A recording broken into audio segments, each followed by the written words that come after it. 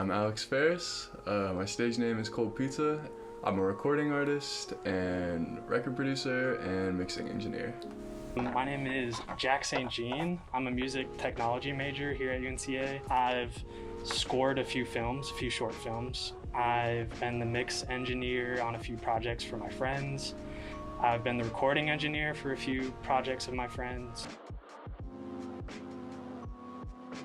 There are plenty of apps that you can do something as simple as just recording loops, and there are some more complicated apps that sort of act like DAWs or digital audio workstations that you can actually make music that we're more familiar with, and then when you get that passion for that, you can get a laptop. There's tons of DAWs, like I said earlier, some being free. I didn't start recording music until end of middle school. I got the free program Audacity.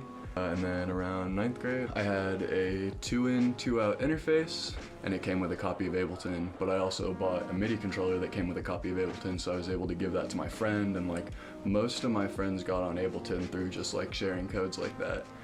I had some headphones, and I had a pair of monitors, and a 25-key MIDI controller, and that was my first setup that I learned how to make beats on. Once these DAWs started to become popular, in the early to mid 2000s, there was the potential for amateur recording and releasing of music. The first half of the 1900s, we were able to develop recording things onto vinyl, and that was, again, you needed a big studio for that. It was definitely not a one-person job. And the whole idea of it not being a one-person job kind of progressed throughout the entire 20th century. Because then when we moved to more analog gear and tape in the 60s and 70s, you still needed people who knew how to use all that stuff. You couldn't just go to the store and buy one because you felt like making some music that week. It was a big commitment, and you had to know that that's what you wanted to do. First of all, of course, you needed a bunch of people to help you record all this music. And then now you have a recording, well, what do you do with it? You need people to help advertise and sell and produce copies of that recording. So that was a whole nother job.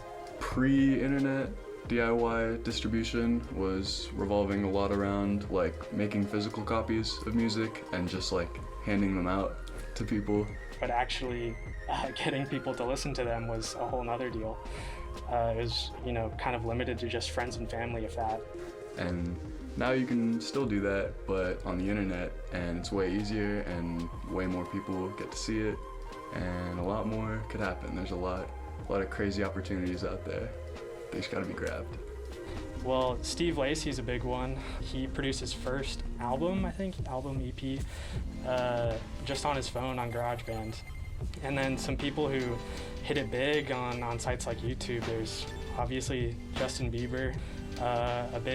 Another big name now is Jacob Collier, who just had some YouTube videos up, and then Herbie Hancock saw the YouTube videos and helped get his name out there, and now Herbie Hancock has been a mentor to him, all because he uploaded a few videos on YouTube. It's definitely hitting the jackpot, but it's also totally possible. So personally, I started out on SoundCloud, and I ran a record label on SoundCloud for 5 or 6 years. All it took for me was making a SoundCloud page and uploading a couple singles to it, and then just networking as much as I possibly could. Not only was it easy to record and distribute now, but if you wanted to learn music, now there's YouTube tutorials. So that's how I myself got into music production. There's a lot of really great resources out there for anyone that wants to learn. There's a lot of great content creators on YouTube that break it down really, really simply.